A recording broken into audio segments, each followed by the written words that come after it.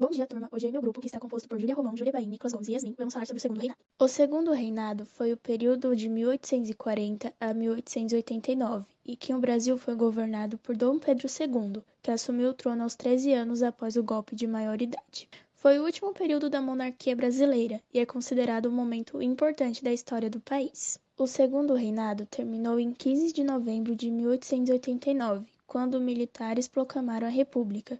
Alguns dos principais acontecimentos do Segundo Reinado. Em primeiro lugar, temos a Guerra do Paraguai, que foi entre 1864 e 1870, na qual o Brasil, a Argentina e o Uruguai lutaram contra o Paraguai. Podemos citar também a abolição gradual da escravidão, que se consolidou em 1888 com a Lei Áurea. Em terceiro lugar, temos a ascensão do café como principal produto econômico do Brasil, inicialmente no Vale do Paraíba e posteriormente no Oeste Paulista. Em último, mas não menos importante, temos o aumento da imigração para o Brasil, ligada à ideia de superioridade intelectual da raça branca.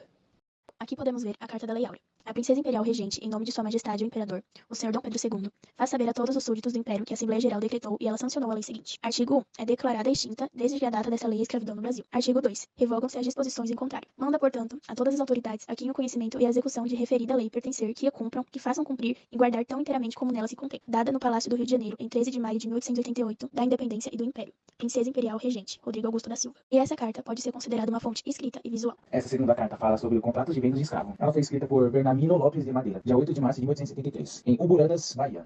Porque ela foi feita para deixar documentado a venda de escravos, Clementino, de 10 anos. Essa carta é uma escritura de contratos de venda de escravos, Clementino, que tinha apenas 10 anos de idade, que já era filho de escrava, pelo valor de R$ 585.000. Essa última carta fala para liberar o escravo.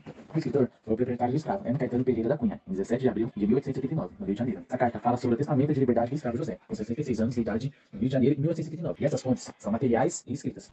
Essa imagem mostra a fonte visual e material, uma mesa aniversária do século XIX e a foto da expedição quinzenal de 3.000 negros. Mudanças territoriais após a guerra. O Brasil ganhou definitivamente os territórios disputados ao norte do Rio Apá, hoje parte do estado do Rio Grande do Sul. A Argentina ganhou definitivamente a disputa província de Misiones e todos os territórios disputados ao sul do Rio Pilcomayo, que atualmente constituem a província e Formosa. O Paraguai perdeu permanentemente suas reivindicações territoriais, que somam quase 40% de seus territórios reivindicados antes da guerra. E isso se torna uma fonte visual. Nesses quadros estão pessoas negras escravizadas por vários navios negreiros e às vezes elas eram mortas ou suicidavam-se durante a travessia por conta do sofrimento, e a maioria das vezes as causas estavam relacionadas a problemas gastrointestinais ou escorbuto e doenças infecto-contagiosas. E as outras fatores que contribuíram para o elevado número de mortes eram os castigos aplicados aos revoltosos. Grande parte dos escravizados eram obrigados a presenciar a punição, a fim de que eles fossem persuadidos de não tentarem o mesmo. A mais conhecida foi a do navio La Amistade. No entanto, outras revoltas, como a do barco Kentucky, de 1845, foi sufocada e todos os negros jogados ao mar. E também, como vocês podem ver, foi mostrado o esqueleto de um navio negreiro, também o mapa, como foi planejado o navio negreiro, e isso daí foi uma fonte visual e material.